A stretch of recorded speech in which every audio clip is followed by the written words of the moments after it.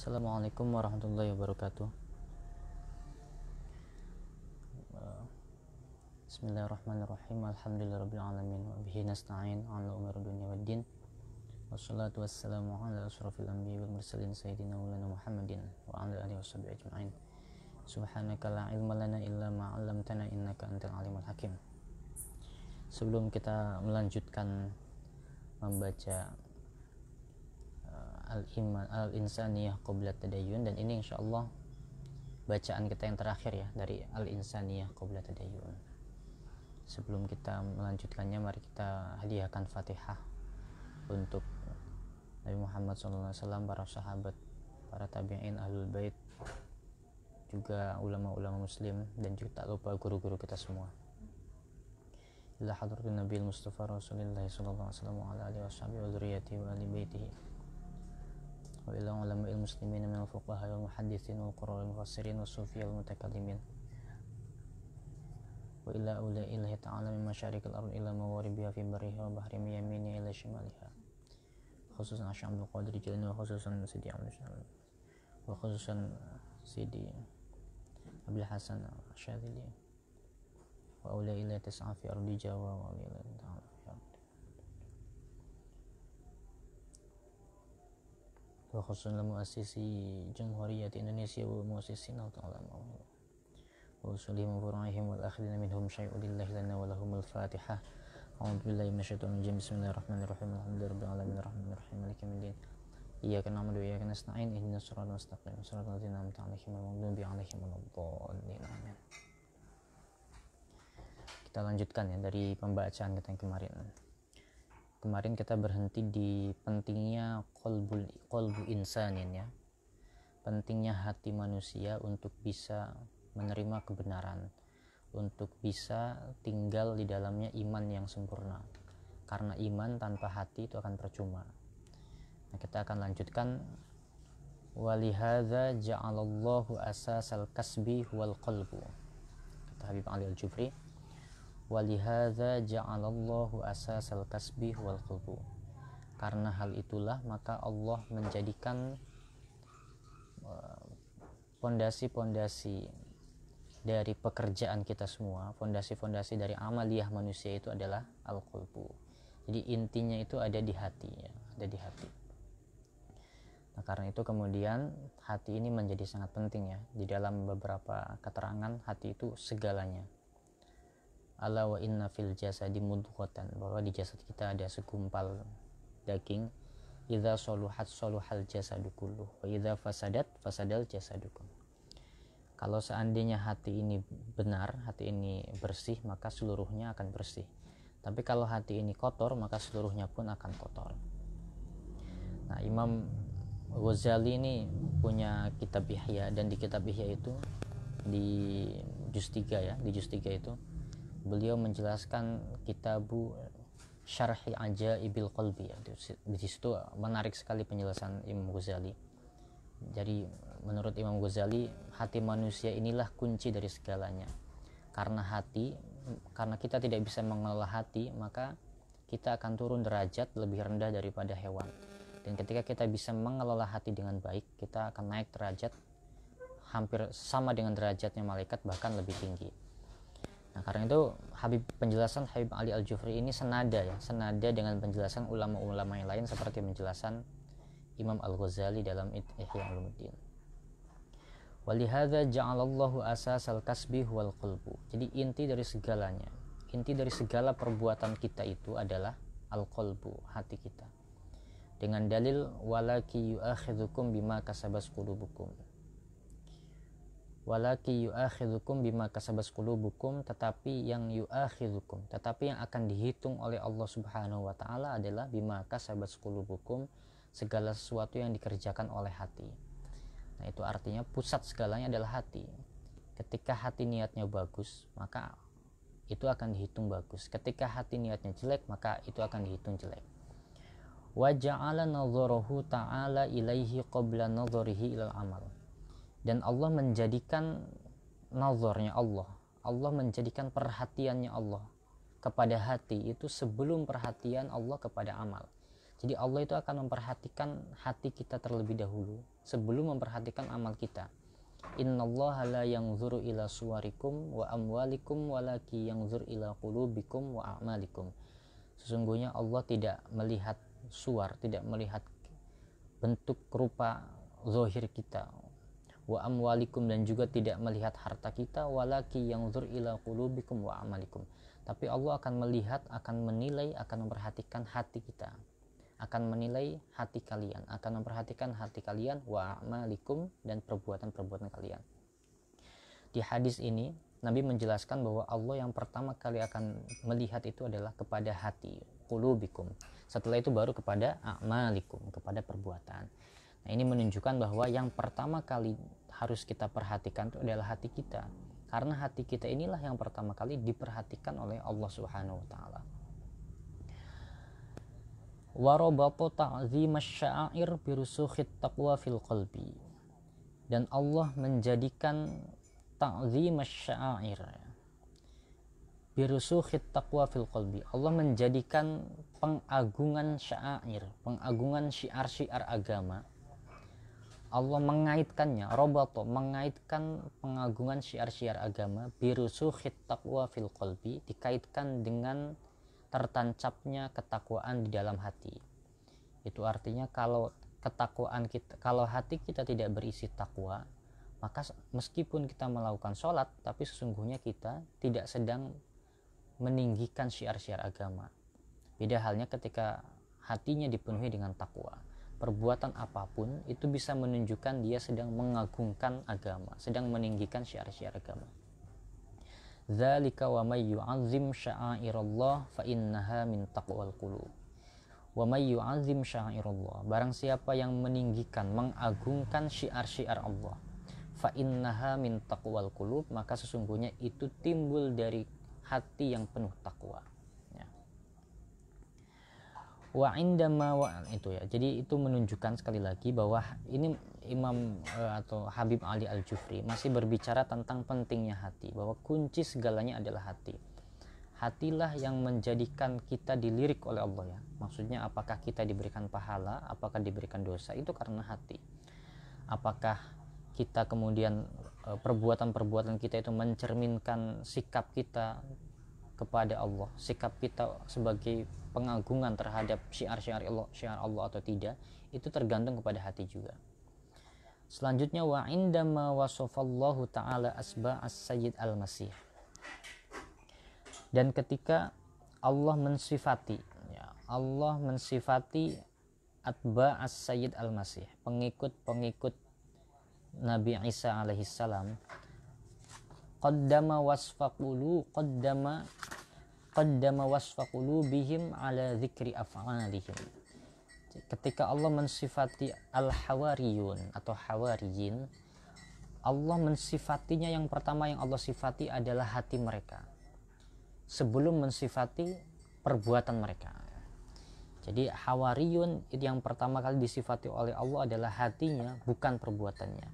Wa ja'alna fi qulubil ladzina tabauhu ra'fatan wa rahmah. Jadi Allah yang diabadikan oleh Allah, yang perlu kita kagumi dari hawariyin, atau hawariyun yang diabadikan oleh Allah di Al-Quran itu adalah mereka itu punya hati yang penuh kasih sayang. Jadi yang diceritakan ini bukan perbuatannya tetapi hatinya. Tentu saja perbuatannya juga ada ya, tetapi yang ditonjolkan di ayat ini adalah hatinya, bukan perbuatannya. Wa ja'alna fi qulubil ladzina tabauhu ra'fah. Dan Allah menjadikan para hati pengikut Nabi Isa ra'fah, penuh kasih sayang, warahmah, dan penuh rahmat. Nah, jadi hawariyun itu sebagaimana kita tahu itu pengikutnya Nabi Isa alaihissalam. Nah, ada yang mengatakan jumlahnya 29, tapi ada juga yang mengatakan jumlahnya itu 12 ya. Nah, hawariyun itu ada yang mengatakan dari kata-kata hur. Hur itu artinya putih. Hur itu artinya sangat putih ya.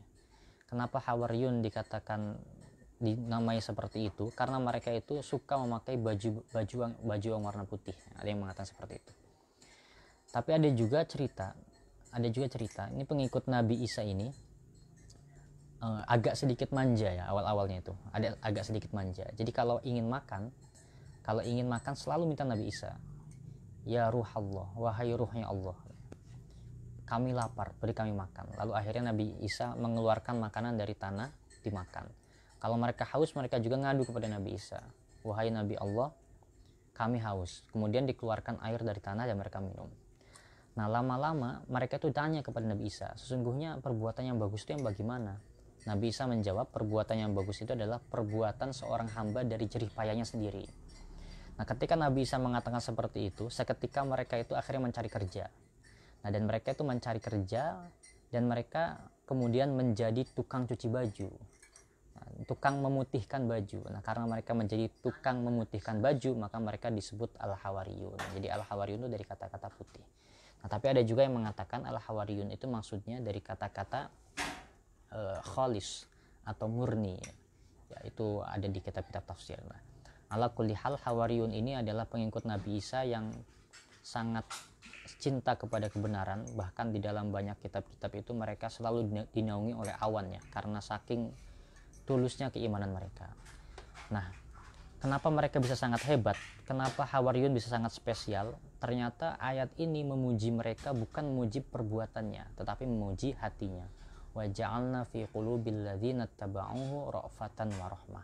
Nah, itu artinya kalau kita ingin meniru hawariyun, meniru keikhlasan mereka dan juga meniru ketulusan mereka dalam beriman kepada Allah dan beriman kepada nabinya, maka kita harus mendahulukan hati kita. Kita harus lebih dulu menghiasi hati kita dengan ra'fah dan rahmah. Kira-kira seperti itu, ya. Dan ketika orang menghiasi hatinya dengan ra'fah dan rahmah, makanya akan timbul adalah mendahulukan nilai-nilai kemanusiaan daripada sekedar simbol-simbol agama, seperti yang sudah dijelaskan di hadis yang pertama. Faqaddaman Nabiyyu sallallahu, kita lanjutkan. Faqaddaman Nabiyyu sallallahu alaihi wasallam. Nah, karena itu, karena Allah lebih mementingkan hati, karena Allah lebih melihat hati hamba daripada perbuatannya, faqaddaman Nabiyyu sallallahu alaihi wasallam silatal arham. Karena itu Nabi mendahulukan silatal arham, mendahulukan menjaga tali silaturahmi, wa haqnad dima, dan mendahulukan menjaga nyawa, wa ta'minat thariq, dan mendahulukan menjaga jalan, ala zikrit tauhid, mendahulukannya daripada penyebutan tauhid.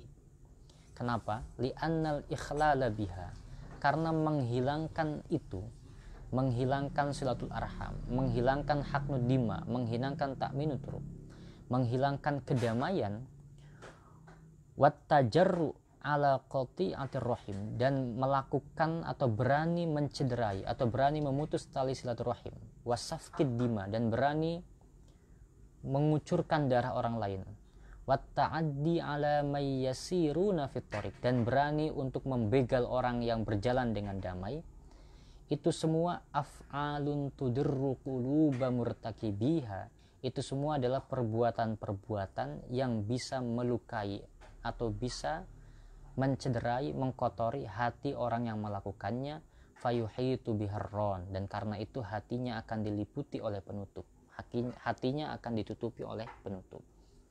Nah, kenapa Nabi Muhammad SAW di dalam hadis yang dulu kita baca itu mendahulukan silaturahmi, mendahulukan perdamaian daripada tauhid, ya. Karena orang yang melalaikan tauhid, orang yang melalaikan perdamaian, orang yang tidak mau bersilaturahim, perbuatan-perbuatan seperti itu, ketika kita memutuskan tali silaturahmi, ketika kita mencederai orang lain, sesungguhnya kita sudah mencederai hati kita sendiri. Nah, ketika hati kita tercederai, ketika itu hati kita akan tertutup. Ketika hati kita tertutup, hati kita tidak akan menerima keimanan yang tulus. Nah, itu alasannya kenapa Nabi mendahulukan ta'minus subul, mendahulukan silatul arham, dan mendahulukan haqnud dima. Jadi kalau bisa kita lakukan dulu perbuatan-perbuatan yang bisa menghiasi hati. Kalau bisa kita lakukan dulu perbuatan-perbuatan yang bisa menyiapkan hati kita agar menjadi lapang. Ketika hati kita bersih, hati kita menjadi lapang, saat itu hati kita bisa menerima keimanan yang kokoh. Itu yang dimaksud perkataan Habib Ali Al-Jufri. Nah, orang yang melakukan hal-hal yang buruk seperti memutus tali silaturahmi, membunuh orang lain, dan membegal, maka hatinya akan tertutup. Itu sebagaimana difirmankan oleh Allah, kalla bal rana ala qulubihim ma kanu yaksibun. Sekali-kali tidak, mereka itu hati mereka sudah tertutup karena perbuatan mereka sendiri. Jadi perbuatan-perbuatan yang jelek itu bisa menutup hati. Wa yusibuhal aman, ya. Dan juga ketika kita melakukan sesuatu yang jelek, tidak mengindahkan nilai-nilai kemanusiaan. Ketika kita tidak mengindahkan nilai-nilai kemanusiaan, maka hati kita akan tertimpa kebutaan. Hati kita akan menjadi buta.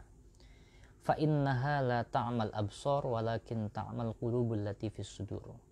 Maka sesungguhnya yang buta itu bukanlah hati, bukanlah mata, walakin ta'mal qulubul lati fis sudur. Tetapi yang buta adalah hati yang berada di dada. Wa tafqidut tamyiz wal faham. Dan ketika kita tidak mengindahkan nilai-nilai kemanusiaan, maka jiwa kita akan kehilangan sensor untuk membedakan dan mengerti sesuatu. Lahum qulubul la yafqahuna biha. Mereka punya hati, tetapi hati mereka tidak bisa mengerti sesuatu. Wa taghlifuhal qaswah. Dan ketika kita tidak mengindahkan nilai kemanusiaan, maka hati kita akan ditutupi dengan kekerasan. Tsumma qasas qulubukum min ba'di dzalika fahiya kal hijarati aw ashaddu qaswah. Kemudian hati mereka menjadi lebih keras daripada batu. Nah, ketika hati kita keras, ketika hati kita tertutup, dan ketika hati kita buta, fayashalu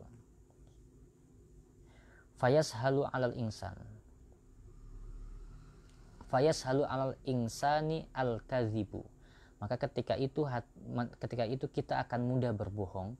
Wa yusbihu kalamuhu mukhalifan li haqiqati ma fi qalbihi. Dan perkataan kita tidak sesuai dengan apa yang dirasakan oleh hati kita. Nah, jadi itu semua efek dari tidak mengindahkan nilai kemanusiaan. Jadi efeknya itu efek domino, ya.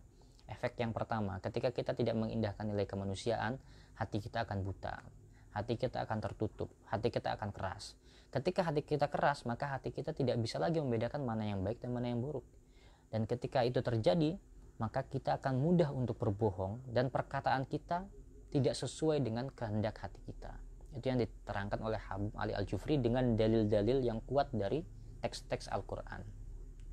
Yaquluna bi afwahihim ma laysa fi qulubihim wa yashal alaihi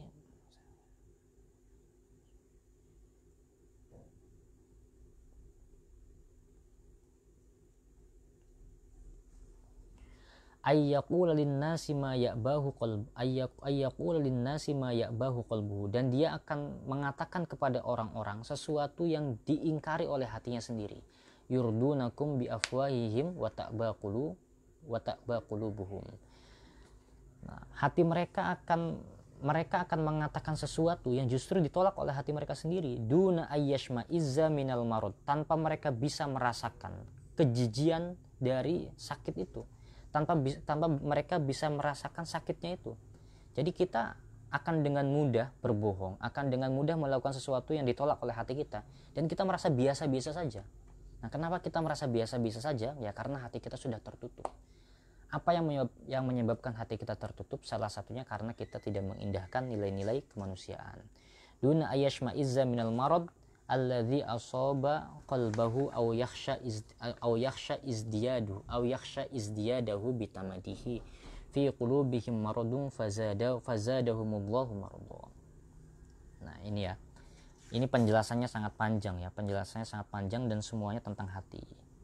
Ini ciri khas Habib Ali Al-Jufri, ya. Jadi memang ciri khas Habib Ali Al-Jufri dalam dakwah, dalam pidato-pidatonya memang lebih sering mengetuk hati kita daripada mengetuk akal, ya. Tentu saja sesekali juga mengetuk akal, tapi lebih sering mengetuk hati kita. Jadi sekali lagi, kalau kita ingin bisa membedakan mana yang baik dan benar, kalau kita ingin hati kita tetap suci, tetap jernih, dan tetap bisa menerima keimanan yang sempurna, maka yang pertama harus kita lakukan adalah kita persiapkan hati kita. Kita persiapkan hati kita untuk menjadi tempat bersemayamnya keimanan.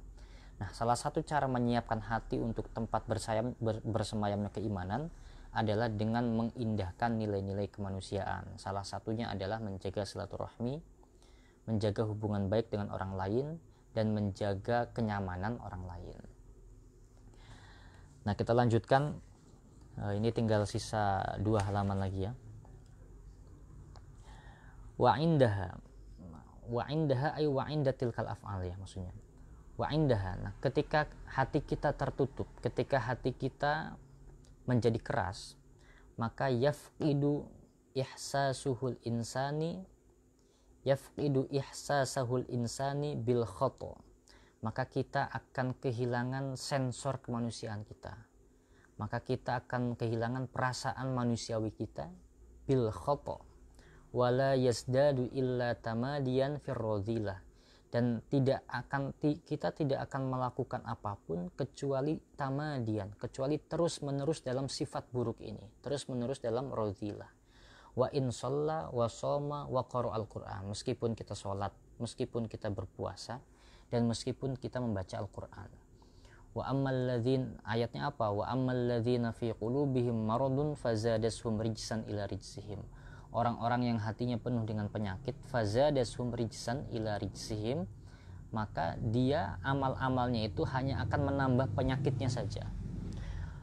Wa qad hadzarallahu ta'ala min hadhil halah allati yaqsu fiha alqalbu. Dan Allah sudah mewanti-wanti kita dari keadaan seperti ini, allati yaqsu fihal qalbu, yang mana hati kita bisa menjadi keras karenanya.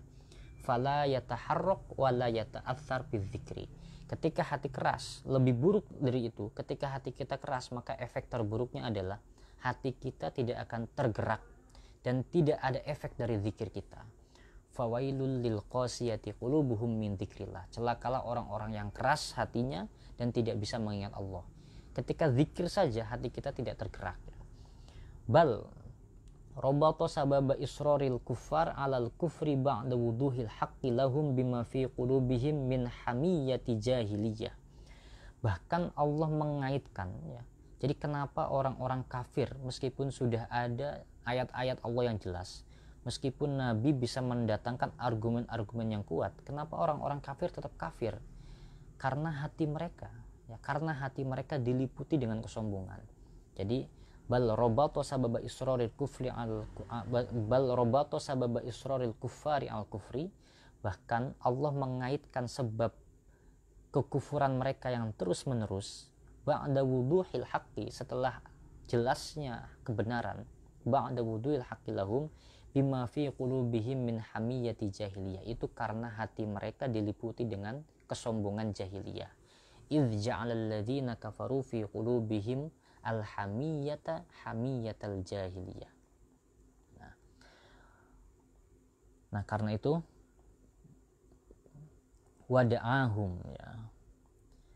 Wada'ahum, karena itu ketika hati kita kotor, ketika hati kita diliputi dengan kesombongan, da'ahum ila tatahhur, maka Allah mengajak kita untuk membersihkan hati kita. Da'ahum ila tatahhur minha, kita diajak membersihkan hati kita dari penyakit-penyakit tersebut. Salah satunya dengan apa? Bisairil amin fil ardi, dengan jalan-jalan, dengan berjalan secara aman, dengan damai fil ardi, di bumi Allah. Kai tatanawwar qulubuhum fatatafakkar wa taqil, agar hati kita bisa menjadi terang benderang dan bisa berpikir kembali dan bisa mengerti lagi. Nah, ini menarik ya. Jadi entah mengapa Habib Ali Al-Jufri memilih jalan keluar atau cara mensucikan hati yang sudah terlanjur kotor itu dengan cara jalan-jalan ya. Jadi jalan-jalan itu sebagian dari iman. Kenapa? Karena dengan jalan-jalan hati kita akan menjadi bersih kembali. Ayatnya apa? Ayatnya afalam yasiru fil ardi fatakuna lahum qulubu yaqiluna biha. Apakah mereka tidak berjalan di muka bumi? Fatakuna lahum qulubu yaqiluna biha. Dengan berjalan itu maka hati kita akan bisa mengerti kembali. Nah, kenapa seperti itu? Karena dengan jalan-jalan ini mudah sekali ya. Karena dengan jalan-jalan kita akan bisa melihat makhluk Allah yang berbeda-beda. Kalau sebelumnya kita merasa orang yang sangat sial, dengan jalan-jalan melihat banyak pengemis, melihat orang lain yang lebih membutuhkan dari kita, kita dengan sendirinya akan merasa lebih beruntung. Kalau kita merasa sombong karena ilmu kita, dengan jalan-jalan keliling dunia kita bertemu dengan banyak sekali orang pintar, maka kesombongan kita tidak ada artinya, karena toh banyak sekali yang lebih pintar dari kita. Jadi memang jalan-jalan itu bisa menjadi obat dari hati, karena dengan jalan-jalan kita bisa bertemu dengan makhluk Allah yang beragam-agam. Dita'lamu annallaha ala kulli syai'in qadir. Karena itu kemudian mulai saat ini kalau ada yang suka jalan-jalan, diniati jalan-jalannya itu untuk membersihkan hati, bukan hanya diniati untuk refreshing. Ya refreshing bagus juga, tapi juga diniati untuk membersihkan hati. Apa tujuannya kita jalan-jalan? Tujuannya itu fatakuna lahum qulubu yaqiluna biha. Itu tujuan utamanya. Karena dengan jalan-jalan, siapa tahu dengan melihat banyak makhluk Allah yang beragam, dengan melihat banyak kejadian-kejadian yang terkadang tidak kita sadari, itu bisa jadi hati kita bisa bersih kembali dan hati kita bisa mengerti kembali. Ya, jadi itu kira-kira tentang hati ya. Jadi intinya kuncinya semuanya di hati, dan salah satu cara agar hati kita bisa menjadi bersih, tulus, dan bisa menerima keimanan yang sempurna, maka hati kita harus kita isi dengan nilai-nilai kemanusiaan. Oke ya, kita ini sudah di akhir ya, sudah di akhir. Na'am ahibati. Nah sekarang begini, agar tidak terjadi kesalahpahaman, kenapa kemanusiaan di atas segalanya ya. Jadi jangan terjadi kesalahpahaman. Tentu saja tauhid di atas segalanya ya. Tauhid, mengesahkan Allah, itu di atas segalanya, karena itu adalah inti dari risalah, inti dari ajaran-ajaran Nabi adalah tauhid. Tetapi tidak mungkin ada tauhid yang sempurna tanpa ada hati yang bersih dan diisi oleh nilai-nilai kemanusiaan. Karena itu hati yang bersih dan diisi oleh nilai-nilai kemanusiaan itu sama dengan wasilah ya. Sama dengan wasilah menuju tauhid. Goyahnya, tujuan utamanya tetap tauhid. Tetapi wasilahnya, jalan menuju itu adalah mengisi hati kita dengan nilai-nilai kemanusiaan. Nah di sini Habib Ali Al-Jufri menegaskan, Na'am ahibati al-insaniyah qabla tadayun. Iya saudaraku, iya kekasihku, al-insaniyah qabla tadayun, kemanusiaan sebelum sikap beragama. Wala aqulu qabla din, aku tidak mengatakan kemanusiaan sebelum agama. Agama tentu letaknya sebelum kemanusiaan, di atas kemanusiaan. Tetapi kemanusiaan harus kita dahulukan dari sikap beragama. Jadi al-insaniyah qabla tadayun, wala aqul qabla din, bukan qabla din. Nah, apa alasannya? Fal mar'ah allati habasat hirrotan hattal maut dakhalas nar. Wanita yang memenjarakan kucing saja sampai kucingnya itu mati, wanita itu akan masuk neraka. Ini hadisnya hadis yang sahih ya. Hah? Hadis sahih ini, hadis Muslim, hadis Muslim. Saya sudah cek. Udzibas imra'atun fi hirratin sajanatha hatta matat fadakhalat fihan nar. La hiya at'amatha wa saqatha idh hiya habasatha. Jadi ada seorang perempuan yang diazab oleh Allah hanya gara-gara memenjarakan kucing, tidak diberi makan, tidak diberi minum, malah dipenjarakan sampai meninggal. Nah, tentu saja di hadis ini Imam Nawawi itu berkomentar. Ada yang mengatakan wanita tersebut wanita kafir, karena itu memang layak masuk surga. Tapi pendapat yang paling kuat, wanita itu adalah wanita muslim. Wanita muslim, dan karena memenjarakan kucing dia masuk neraka. Bukan masuk surga ya, tadi salah, masuk neraka. Nah, kenapa hanya karena memenjarakan kucing kok masuk neraka? Itu kalau jawaban apa? Mazhab hati ya. Ya karena dia tidak menghargai dan tidak menyayangi makhluk Allah. Tapi kalau ingin jawaban yang lebih logis lagi, Imam Nawawi menjelaskan seperti ini. Perbuat dosa menyakiti hewan itu dosa, tapi dosa kecil. Tetapi dosa kecil yang dilakukan terus-menerus itu akan menjadi dosa besar. Nah, itu artinya ketika si wanita tersebut menyakiti kucing, memenjarakan kucing, itu sebenarnya dosa kecil, tapi karena dilakukan terus-menerus sampai kucingnya mati, akhirnya itu menjadi dosa besar. Nah, karena dosa besar itulah si wanita dimasukkan ke neraka. Nah, itu ya. Jadi wanita yang memenjarakan kucing itu bisa masuk neraka. Dan sebaliknya, wal mumis allati saqat kalban, mumis, pelacur ya, pelacur yang memberikan minum anjing, ghafarallahu laha birrahmah allati fi qalbiha. Perempuan yang memberikan minum anjing, Allah akan mengampuninya Allah akan merahmatinya sampai dia kemudian masuk surga. Dan ini juga hadisnya hadis sahih riwayat Muslim juga, annam ro'atan, bahwa wanita yang bagian, wanita yang rusak lah, yang pelacur, ro'ats kalban fi yaumin harin, melihat anjing di hari yang panas, yutifu bibi'rin, dan anjingnya itu keliling sumur, qad adla alisanahu minal atash, anjingnya itu menjulurkan lidahnya terus menerus karena saking hausnya, fanaza'as lahu bimuqiha faghfaralaha, akhirnya si pelacur tadi itu sampai repot-repot turun ke sumur dan kemudian mencopot sepatunya, dijadikan untuk mengambil air, diminumkan ke anjing. Karena hal itu dia masuk surga. Nah, memang di dalam dunia tasawuf itu banyak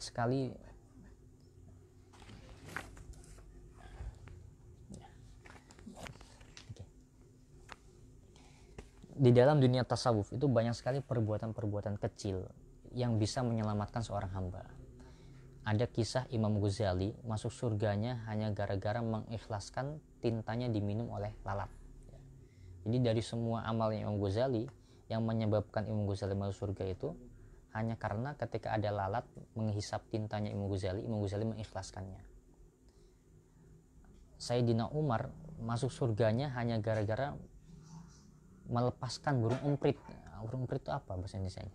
Ya burung lah, usfuriyah. Itu makanya ada kitab Al-Mawa'id Al-Usfuriyah itu kan. Ya, jadi Al-Mawa'id Al-Usfuriyah itu kisah pertamanya kisah tentang Sayyidina Umar. Jadi ada orang yang mengurung burung, kemudian Sayyidina Umar membeli burung itu dan dilepaskan. Nah, karena melepaskan burung itu kemudian Sayyidina Umar masuk surga. Itu ada cerita seperti itu. Nah, termasuk wanita ini hanya gara-gara memberikan minum anjing dia masuk surga. Nah, jadi dalam dunia tasawuf itu banyak sekali amal-amal kita yang besar, tapi kalau nggak ikhlas percuma.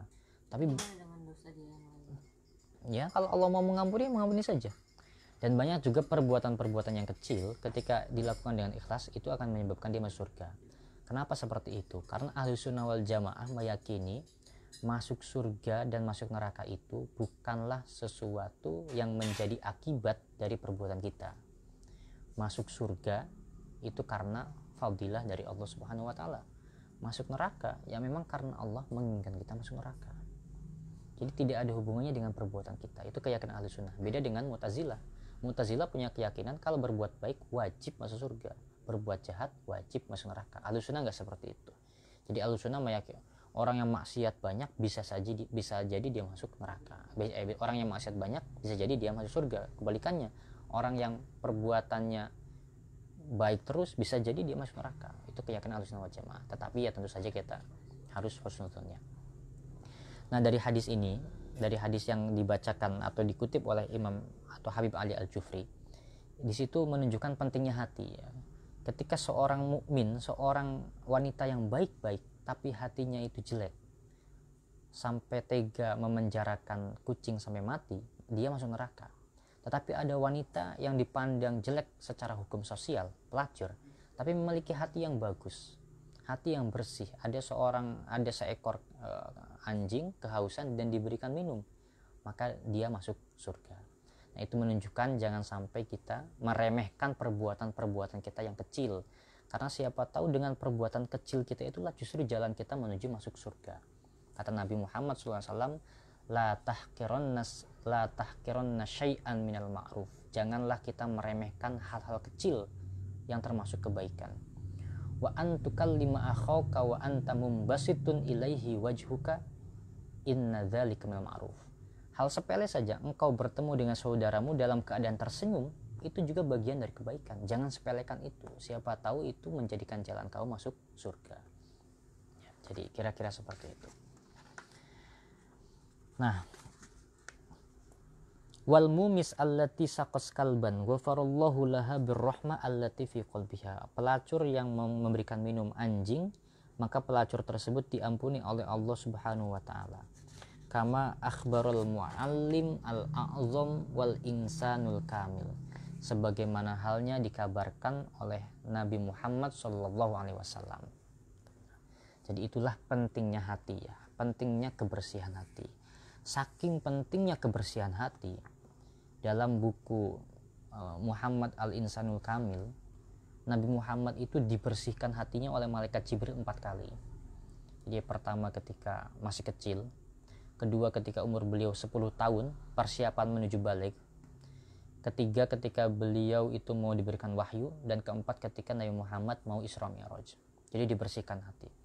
Nah, ketika dibersihkan hati yang pertama, dalam riwayat-riwayat itu disebutkan ada bagian kecil yang diambil dari Nabi Muhammad, ada bagian darah kecil yang diambil dari hati Nabi Muhammad dan dibersihkan oleh malaikat Jibril.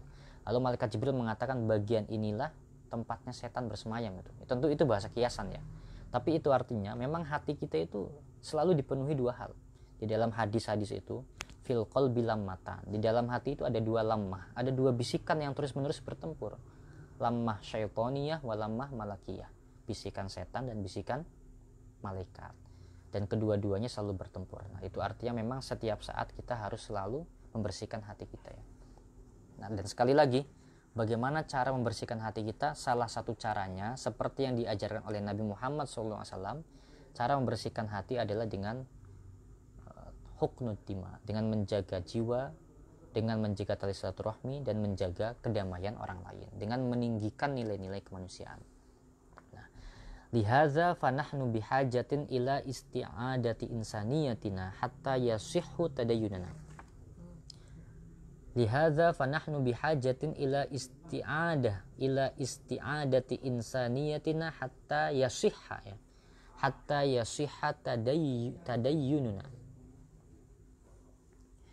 Karena itu, nahnu bihajatin, kita semua butuh, perlu, ila isti'adati insaniyatina, kita semua perlu untuk mengembalikan jiwa-jiwa atau nilai-nilai kemanusiaan, hatta yasihha tadayyununa, agar cara beribadah kita, cara beragama kita menjadi benar. Wa bihajatin ila ayyatawajjah tadayyununa ila ihya'i qulubina.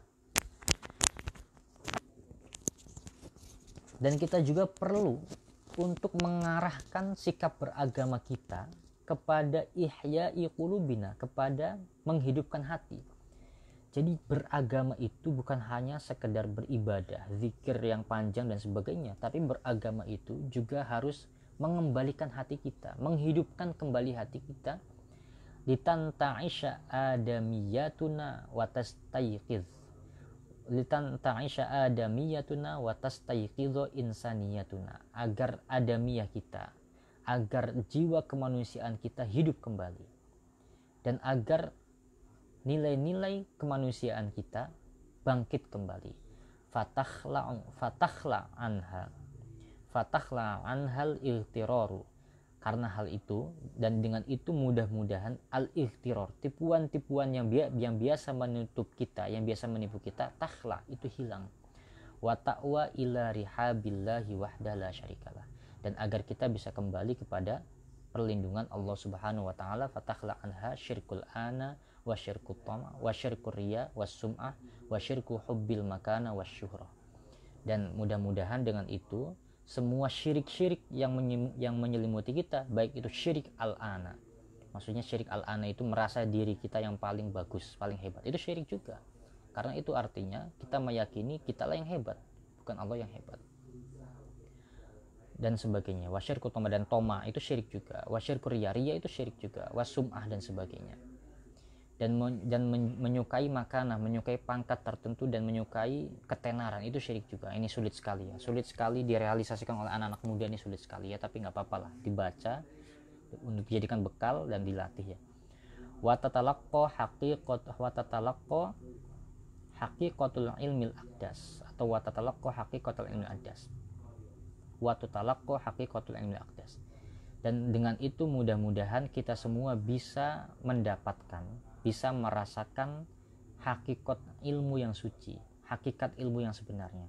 Jadi apa itu hakikat ilmu yang sebenarnya? Fa'lam annahu la ilaha illallah wastaghfir li dzambika walil mu'minina wal mu'minat wallahu ya'lamu mutaqallabakum wa mathwaakum.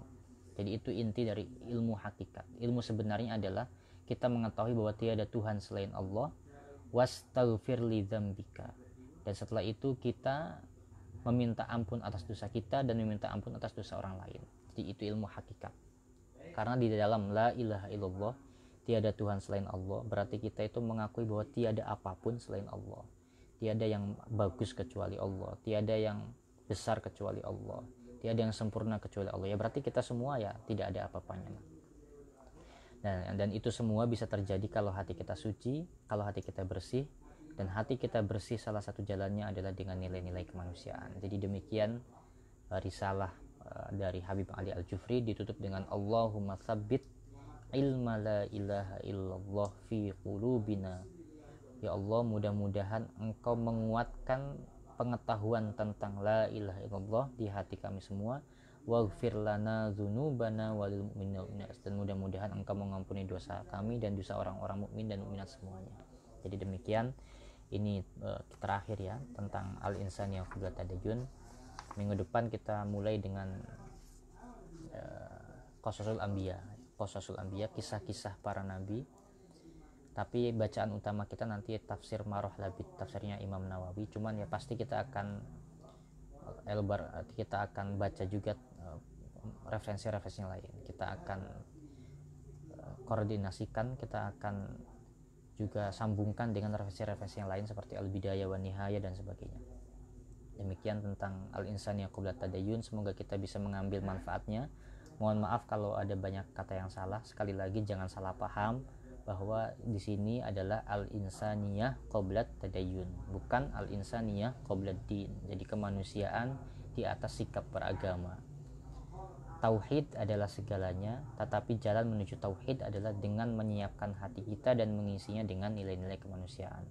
Demikian, in uridu ilal islah wa ma taufiqi illa billah wallahul muwaffiq ila aqwamit thoriq. Wassalamualaikum warahmatullahi wabarakatuh.